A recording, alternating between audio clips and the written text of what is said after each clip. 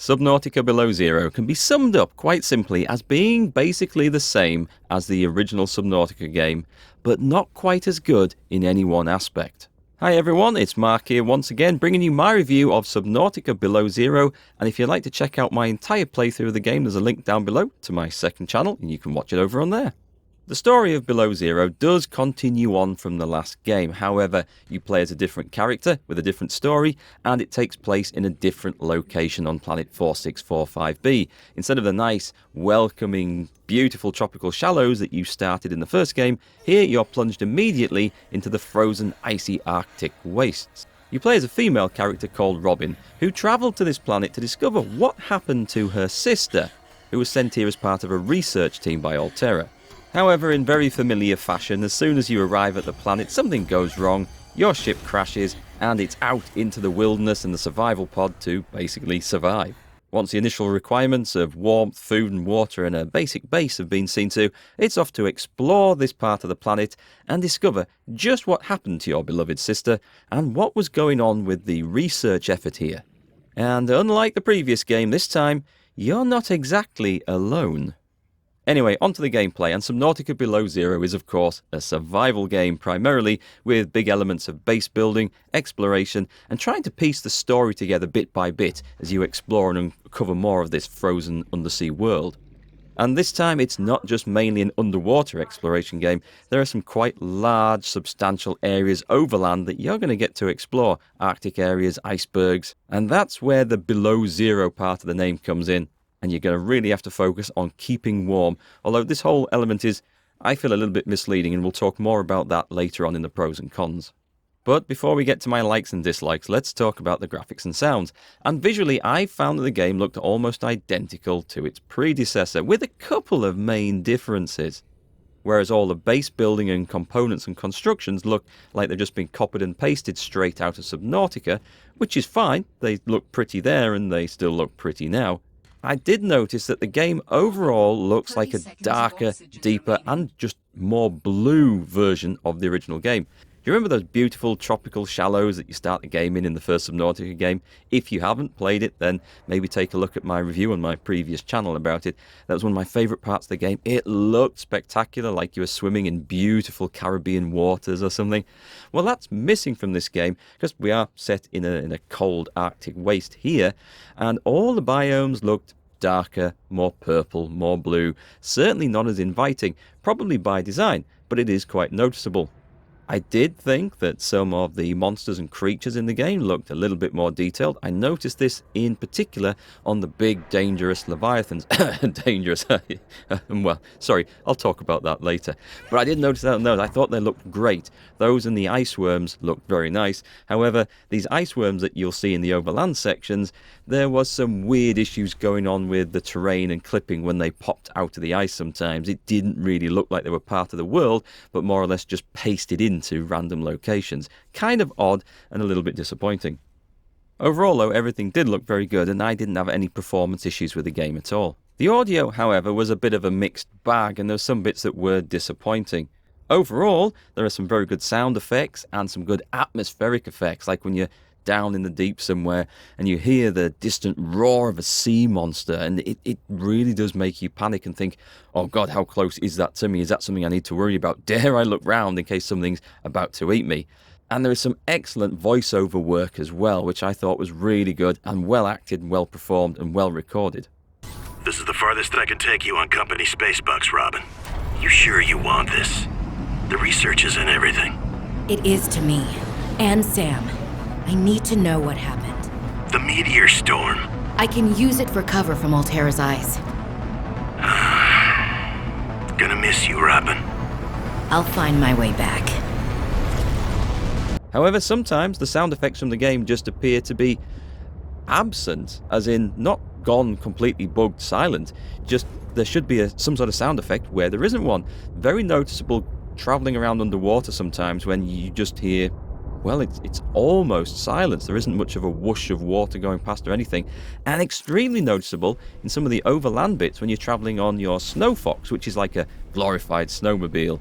There's just no sense of wind rushing past you or air or anything. It just sounds too quiet, like they've forgotten to load in some atmospheric effects or some background noise. There's also a pretty good soundtrack to the game which I liked a lot, and it does respond to the events in the game, giving you an idea that something epic is about to happen by an increase in the intensity of the music. Okay then, on to my likes and dislikes, and as always, let's begin with the good stuff. And I'll start with the most obvious point. Subnautica Below Zero is basically the same gameplay experience as playing the first Subnautica. So if you liked the first Subnautica game, which I did, I thought it's the best survival game I have ever played, then you're going to like this, because it's basically just an extension of it, if you like, but with a brand new story. If you were looking for something quite different, however, and hoping that the developers are going to take this in a different direction and expand upon it, you're probably going to be a little bit disappointed. But if you really liked that first game experience, you're probably going to enjoy, or at least be able to get into this one very easily. One of the differences between the first game and this is that they've added some different vehicles. In fact, it's probably truer to say they've replaced the vehicles available in Subnautica with some new ones in this. And I need to say, I actually prefer the vehicles from the first Subnautica game, but I'm adding this as a pro here, as a good point, because I do like the way that developers have at least tried to do something a little bit different with their game here, rather than just copy and paste every aspect of it. So instead of the sea moth, we've got the sea truck here, which at first glance, when you first build the first part of it, looks kind of similar.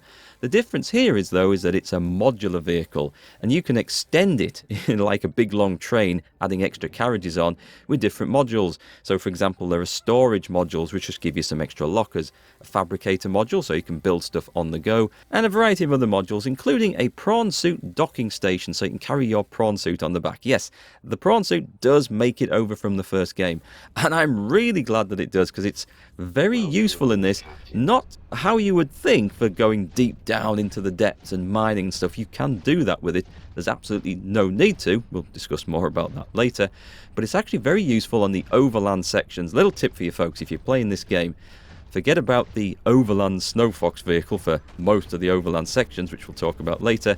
Take the prawn suit so you can feel like a big armoured mech warrior, and it'll serve you a lot better. Sadly, the Cyclops doesn't make it into this game from the previous one, but I think the idea was that you could kind of use your modular sea truck like you would use both the sea moth and the Cyclops, because the sea truck, when it's got all the modules added on, is kind of like the Cyclops, the big sub, but not quite as good in a lot of respects. It's a bit slow. And also you can just eject the cockpit of it and go cruising around a little bit more nimbly like you could in the Seamoth. Overall, they're not as good as the vehicles in the first game. They're not as much fun, but they are something different, and I do appreciate the developers' attempt to do something a little bit different and add something new for players in here. The base building, just like the first game, is a lot of fun in this. It looks really nice. I do love the way that you can build these underwater bases. Again, they're modular. You can add them on in any shape or position or style that you want. You can just put some cosmetic items in there once you've found the blueprints from them. You can make it look like whatever you want. A really cool undersea science research station, or just a very basic base. And the good thing is that if you're not really into base building, or certainly the cosmetics of base building in these games, and I'm not a huge fan of that because I'm lazy and I only want to build what's functional and necessary, you can just get away with building a bare bones basic base and not adding too much function onto it. You really don't need to, but the option is there to be as elaborate as you want. It looks great, it's very atmospheric, it really draws you into the game if you like that sort of thing. The downside to it is, well, I mean, it is identical to the first game. There's nothing different at all. Not necessarily a bad thing, but there isn't a great need to build several bases around the map. You can if you want, but I didn't find that I needed to at all. And there was no one particular area of the world that I thought, we really need to build a base there so we can explore it further. There's just no need to. And most of the base building modules I didn't actually use or need, and I didn't create them in the end. So a lot of it felt a little bit redundant. The developers didn't really put a need for everything in there, or a particular need to build different bases with particular features in different locations. It's optional, but not necessary. On the crafting side, you can pin blueprints to the screen, so you can very easily see what resources and components you need to be working on or collecting, because it is very easy to get distracted when you're swimming around looking for something. You think, oh, something shiny over there, I'll go and find it. Oh, different cave over there, don't think I've seen that. And before long you find that you went out to pick up some copper and you're now hundreds of meters away from where you thought you were going to be looking at something else, and you think, what was I building for? What was I collecting copper for in the first place? I can't remember. Well, now you can pin the blueprints and you don't get so distracted. Well, maybe that's just an issue for me, but I found pinning of blueprints very useful in this indeed. And one of the great feature is, of course, you can choose what level of difficulty you want in the game by, well, basically choosing the level of survivalness, if this is a word, that you want to play in. You can go full-on hardcore survival where you have to eat and drink and find shelter, and if you die, that's it, game over.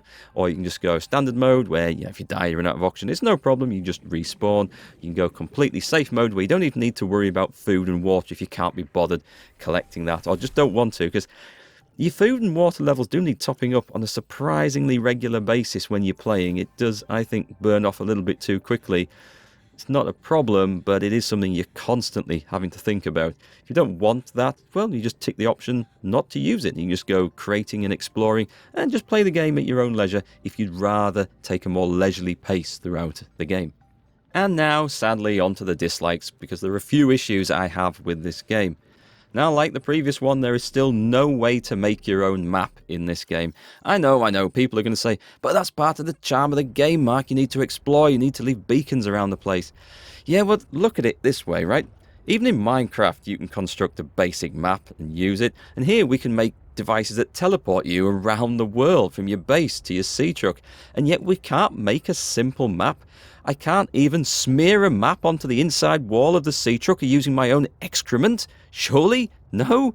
Oh well, maybe it's just me then. I did find it a bit of an issue, particularly some of the overland Arctic areas. And just having some sort of sense of where you are would be really good, because so many of the locations there just look almost identical, and it is kind of frustrating. Speaking of the overland Arctic bits, this is a part of the game that I really didn't enjoy. I don't feel like it added anything worthwhile into Subnautica Below Zero. And this is where the Below Zero aspect of the game comes in. I thought the whole game was going to be this challenge of managing the temperatures in the water and trying to keep warm, or building better suits to go deeper and dive and stuff in without freezing to death. In the water, you've got no issues with temperature whatsoever. No problem. That's not an issue. No, the only issues with the temperature comes in these Arctic overland areas. You jump out of the water, soaking wet, and you instantly start freezing to death, and you have to do things to keep warm. It kind of works like your oxygen does when you're swimming around. It gradually drains down. When it gets to a critical point, you get a warning, and you need to add some more temperature, either by jumping into the water or a base, finding a hot plant, or taking a hot drink. It does work, but it ain't particularly fun. And there's a whole area of the Arctic overland icy bits that they're just, I didn't like them. A lot of them feel like they're just a maze of tunnels and areas. They're just put in just to form a maze rather than a realistic sort of landmass to explore over. It all looks very similar. It's easy to get lost, and because you can't make a map, you run around in circles, covering the same areas over and over, until eventually you find some sort of opening or bit that you'd missed, and then you can go on to something else. I didn't enjoy any of the overland stuff. I found it a damn nuisance. It doesn't help that the vehicle that they give you to travel overland with, the Snow Fox, this glorified hover snowmobile, isn't much fun to drive. It drifts, it doesn't control, it doesn't turn well, it's very flimsy. I found it was far better to actually use the prawn suit overland. That has no issues. It doesn't take any damage from falls. It can grapple you and pull you up to ledges. It can actually drill the faces off the snow beasts that you find in the game. Very effective, a lot of fun, and just overall just way better. You've also got these annoying weather effects overland. There's blizzards coming in. You can't see crap during blizzards. And this is an issue I found, because there's one section that you have to go across some icebergs looking for a base, a greenhouse that's been built there. So I started off going across at night, and I couldn't see where I was going, and I was freezing to death, so I jumped back into the water, waited till daylight, jumped out, went to explore again. There was a blizzard. I couldn't see crap through the blizzard. Running around, looks like I was going to freeze to death, jumped back into the sub. By the time the blizzard had finished, it was night again. I couldn't see crap, even with torches and things. And there was a blizzard coming in then. It was just a pain in the arse rather than a challenge to be overcome. And you just had to wait it out. Another thing I was disappointed with is that other than with this blizzard situation, there is zero sense of danger in this game. You see the monsters swimming around, and there are some big ones, squid sharks and big leviathans. They don't pose any threat whatsoever. As long as you're in a vehicle, you're completely safe. And the sea truck, you get the module that electrifies the hull. If you get bitten by one of these things, then you just zap it, and if you're quick enough, it zaps off, disengages before it's done any damage to you whatsoever. Even the really big leviathans that you see in the depths towards the end of the game, there was no risk whatsoever. You saw them and you just thought, nah, it's one of them. I'll swim towards it and I'll just give it a zap if it comes near me, and no danger whatsoever. They sound scary and they look scary. They're not a problem. Same with the ice worms on the overland bits. Well, you consider them more of a bloody nuisance that just slow your progression down a little bit rather than something to be avoided. Now, I remember the Reapers and Leviathan Reapers from the first game, and when you saw one, it was like, whoa, shit, I don't want to go near that beastie boy. I'm going to hide. I'm going to put silent running on. I'm going to try and sneak around. I'm going to turn the lights off. I'm going to wait till it's swum over there. Without that sense of danger, there's no tension, there's no risk, and the game just becomes an adventure of going from here to there, looking for this, looking for that. And speaking of going here, there, and everywhere, looking for this, that, and the other, the story I found doesn't flow so well in Subnautica Below Zero. In the first game, you're kind of directed from one location to the next, going to these drop pods, picking up the voice records, which fills in a bit of the story, and then your computer will say, oh, we've detected another drop pod, and it'll kind of lead you around, and the story comes in bit by bit. In this, it doesn't do that. There's like a central location where you can go to early on, and you find a map that the science base has on the wall. You scan that, and it gives you about 5 other locations. Well, it doesn't give you them, it shows them on the map, and you have to figure out where they are and how to get to. The trouble is, you can go to any one of these extra locations and research bases and anything else at any time. There's no progressive bit. You don't have to go to this one first, and then that one, and then that one, and then the other. You just go whichever one you want. So you're going to pick up voice logs and bits of the story, but out of order, which is what happened to me. And then it didn't really gel. It didn't fit together, because I was finding bits of the end of the story right at the start, and I think, well, hang on, why is that? Why have the scientists done? Why have it developed? No, what's going on? And then later on, you find the bits that should have come sooner, and then you think, oh right, I think that makes sense with the voice logs I found earlier now, but it doesn't really gel together, and you don't get that sense of progression going through. It's a little bit like watching a detective movie where you find John's bloody and battered body on the floor in the first scene, and the next scene you go and there's Bert holding a bloody dagger going, he didn't love me so I had to kill him. And then in the next scene, the detective going, I wonder why John died and who did it. It's kind of like that, and for me it just didn't fit. And the only other issue I had with the game is that there's some aspects of it that you are just going to have to resort to looking up on the internet, unless you are either very lucky or an extremely knowledgeable person. Like, do you know the Greek alphabet? I didn't know at all, and therefore I had to go and look that up on Google to try and find out the solution to one of these maps, or at least the translation of it. I didn't see any particular purpose in that, but in doing so you also risk finding spoilers and other information. There are sections where the game just isn't intuitive or gives you enough information to work things out by yourself, or if it does give you the information, it's in the wrong place and you might not have found it yet. That's another slight issue with the being able to go to anywhere at any one time bit, is that you don't always then get the modules to upgrade the sea truck to go to the bit that you're supposed to go next to find the next part of the story.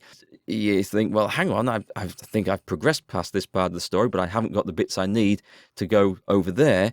Where do I get those from? Because the game doesn't lead you on from one zone to the next, it's just, well, go over anywhere you want, mate, help yourself. You can get into that situation, and I did a little bit as well, so which, again, didn't help anything flow. So overall, Subnautica Below Zero is not a bad game.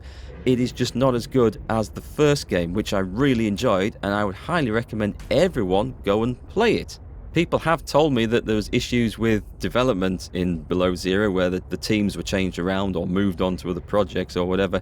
I don't know if that's true, but if it does make sense with the kind of disjointed feel the game has about the design of some aspects and the way the story is played out. The story itself is okay, and overall I would give Below Zero a 7 out of 10.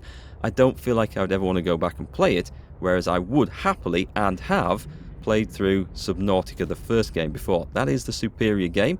The ending of Below Zero is kind of interesting though, because if they do follow on from this, we're going to see something quite different with different materials and different world if they decide to follow on the story. We'll have to wait and see.